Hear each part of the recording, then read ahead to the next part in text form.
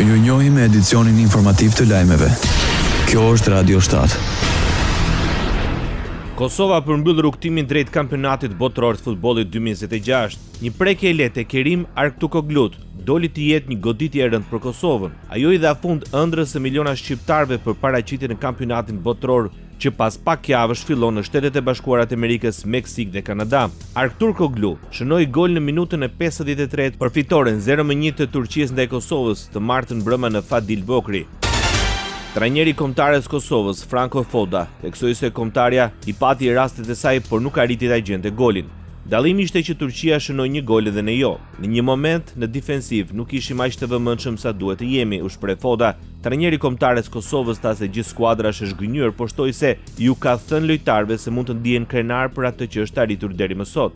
Trajneri tha se qëllimi kombëtares mbetet kualifikimi për në kampionatin evropian, si dhe paraqitjet në Ligën e Kombeve.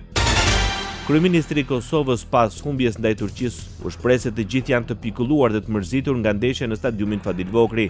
Përmes rrjeteve sociale, Albin Kurti kërkoi të mos harrojmë që përfaqësuesja ka dhënë emocione të jashtëzakonshme, duke na bërë krenar aq shumë sa të jemi mirënjohës përgjithmonë e për krah për herë. Faleminderit të gjithë lojtarëve, trajnerit dhe stafit për angazhimin e madh në secilën ndeshje, shkruan Albin Kurti. E pranishme në stadium ishte edhe presidenti i Kosovës Vjosa Osmani. Presidenti i Turqisë Recep Tayyip Erdogan ka reaguar pas kualifikimit të Turqisë në botëror, e cila mposhti Kosovën në finalen e play-offit. Në një mesazh urimi Erdogan përgëzoi kombëtaren turke për suksesin deri riktimin në Kupën e Botës pas 24 vjetësh. E përgëzoi me zemër ekipin ton kombëtar të futbollit djem të tanë për fitoren ndaj Kosovës në finalen e play-offit dhe kualifikimin në Kupën e Botës. Suksese në ndeshjet e grupeve kundër Australisë, Paraguajit dhe Shteteve të Bashkuara të Amerikës, thuhet në mesazhin e Erdogan.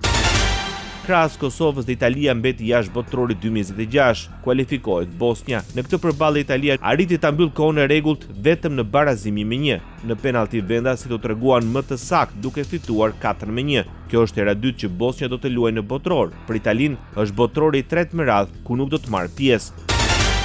Kombëtarja shqiptare e futbollit pësoi humbjen e dytë në arkun e 5 ditëve, ku qezitu mposhti 1-0 nga Ukraina në miqësoren e zhvilluar në Valencia të Spanjës. Ndeshja u vendos nga goli i Huculiak në minutën e 46. Sipas të gjitha gjasave, kjo ishte ndeshja e fundit e Silvinjos në stolin e Shqipërisë, pasi përfundon kontrata në Korik dhe kombëtarja do të rikthehet në fushë në muajin shtator për ndeshjet e Ligës së Kombeve.